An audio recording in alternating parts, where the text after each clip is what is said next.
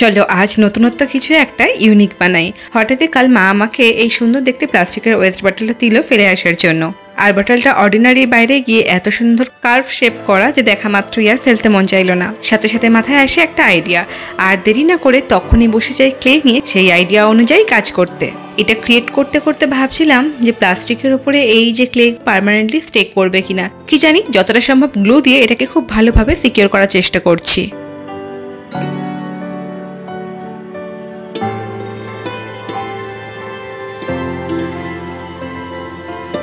এটা যেরকম শেপ নিচ্ছে দেখে মনে হচ্ছে একটা সুন্দর আর্টিফিশিয়াল প্ল্যান্টারও হতে পারে, আবার একটা পেন স্ট্যান্ড হিসেবেও কিন্তু এটাকে ব্যবহার করা যেতে পারে। আর সামনেই তো আসছে টিচার্স ডে, সেই নর্মাল একই রকমের গিফটের বাইরে গিয়ে এরকম নতুনত্ব কিছু একটা ভাবলে মন্দ হয় না।